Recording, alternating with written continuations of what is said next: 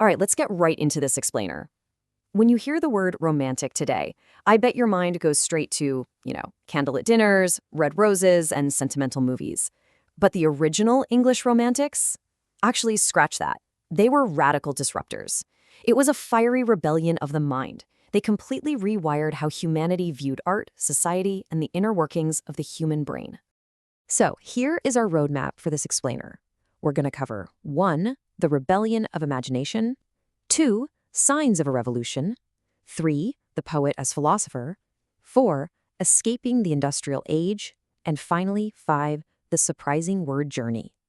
Okay, Section 1, the rebellion of imagination, a radical paradigm shift.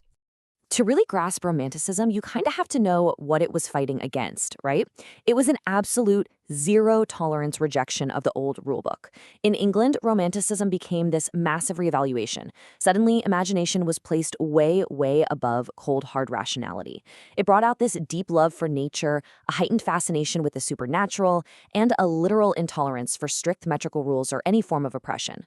Poetry wasn't just some technical skill anymore. It became this raw, unfiltered expression of the poet's own emotion, basically a tool to discover inner realities that our physical senses just can't pick up on.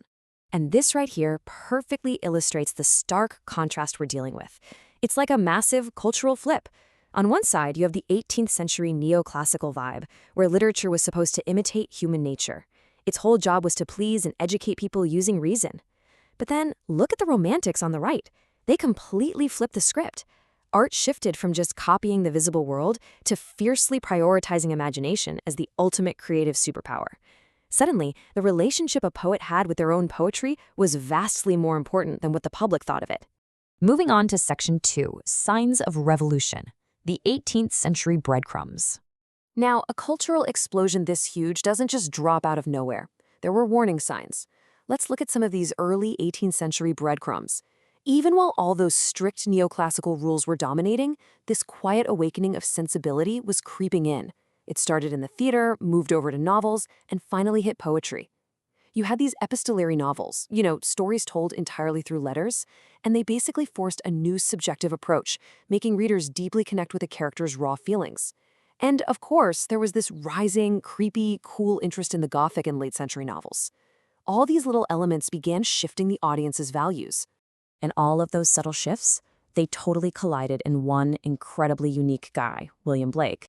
I mean, he was the ultimate revolutionary pioneer, caught right between the 18th and 19th centuries. Blake fiercely opposed every single dogma, institution, and system of his day.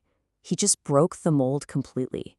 He was actually anticipating the core themes of the Romantic Age before it even fully started.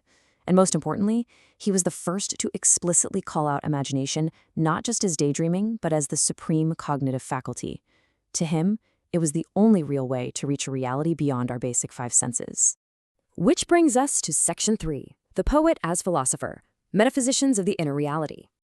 Because of guys like Blake, the whole job description of a poet completely leveled up during the 19th century. Listen to how seriously these writers took their craft. Percy Bysshe Shelley, in his famous essay, A Defense of Poetry, argued that poetry is simply the expression of the imagination. But check out the second half of that. He called it the center and circumference of all knowledge. No way were they just entertainers. They genuinely believed their imaginative art was the foundational truth of human existence. Then you have Samuel Taylor Coleridge, and he builds on this perfectly. He flat out said that a great poet absolutely must be a profound philosopher, like a great metaphysician. These guys viewed themselves as profound thinkers, whose literal job was to use this new creative power of imagination to recreate the world. They wanted to bring order to the chaos and discover the profound inner truths hiding behind everyday life. Faith in imagination literally replaced faith in reason. Section 4. Escaping the Industrial Age, the Historical Catalyst. So, you might be wondering, why the sudden turn inward? What triggered this massive philosophical retreat at this exact moment in history? Well, we have to look out the window at the real world. While some romantics did care a lot about social issues, the brutal reality was that the Industrial Revolution was tearing through England. It caused this incredibly violent historical shift, creating a painfully sharp divide between the rich and the poor. The old world was dying out, being replaced by factories, soot, and stark inequality. And that completely destroyed any shared foundation of faith or unified goals across society. Faced with this totally fractured, mechanizing society, we get what's called the poetic retreat. Lacking any shared foundation with the rest of this divided world, the poets perceive society as deeply, deeply alienating. So, what do? They distance themselves. They turn solely to their own inner experiences. By projecting their intense emotions out onto the natural world, they became individualists, dreamers. They escaped the grim industrial reality by leaning heavily into exoticism, the wonderful, and honestly, even the abnormal. Finally, Section 5, the surprising word journey, the evolution of romantic. Okay, this is actually my absolute favorite part of this explainer. It's this wild linguistic mystery that just perfectly frames everything we've talked about. We constantly refer to Blake, Shelley, and Coleridge as the Romantics. But did they, sit around in pubs and call themselves that? In a massive twist of irony, absolutely not. No way. None of the poets of the early 19th century would have ever defined themselves as romantic. The label was completely retroactive.